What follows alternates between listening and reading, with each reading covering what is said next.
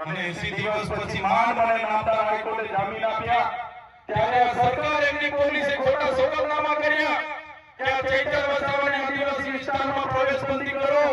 ચૈતર વસાવા બધાને ગેરમાર્ગે દોરે છે. ભાઈ મેં તમને બધાને ગેરમાર્ગે દોરું છું. તમે આજે ગેરમાર્ગે દોરાવા આવ્યા છો. તમે બધા પોતપોતાની રીતે આવ્યા છો ને કે મેં તમને ગેરમાર્ગે દોરી લાવ્યો છું. તો ગેરમાર્ગે દોરી કરીને એફિડેવિટ કર્યા અને આજે મારા મત વિસ્તારમાં મને 1 વર્ષ સુધી જવાની પરવાનગી નથી. હવે તમે વિચાર કરો, ડેડિયાપાડા ત્યાં મારી એક ઓફિસ છે, લોકોના હું કામ કરું.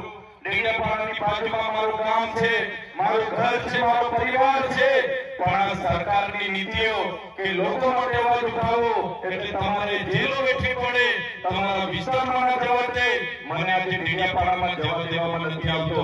મારા મોબાઈલો જપ્ત કરી લેવામાં આવે છે અને મારા ડેડિયાપાડામાં નથી જવા દેવામાં આવતો. સાથીઓ હું રાજપીપળા તો તમારા જેવા બધા મળવા આવીને કામ કરો તો ભાજપના કેટલાક સાંસદે એવું કીધું, પોલીસના કેટલાક અધિકારીએ એવું કીધું કે આ ચૈતર વસાવા પાછો રાજપીપળા આવ્યો છે, કેવોને માટે લડવા આવ્યો છે, એને તો નર્મદામાંથી પણ બહાર કાઢ્યો.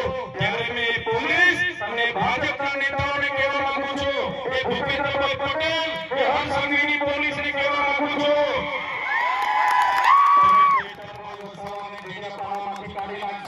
તમે ચૈતરભાઈ વસાવાને નર્મદામાંથી કાઢી નાખશો. પણ આ ચૈતરભાઈ વસાવા અમારા લોકોના દિલમાં રહે છે.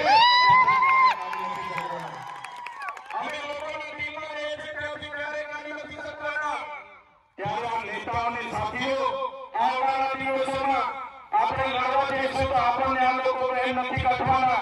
તો 30 વર્ષની એમના સરકાર, એમની નેતાગીરી, ખૂબ મોટા મોટા નેતાઓ આપણા પૈસા ખાઈને ઘણા આગળ ચિંતા કરે છે. તંત્ર એમનું યંત્ર એમનું કલેક્ટર એમના એસપી એમના કોર્ટ કચેરી એમની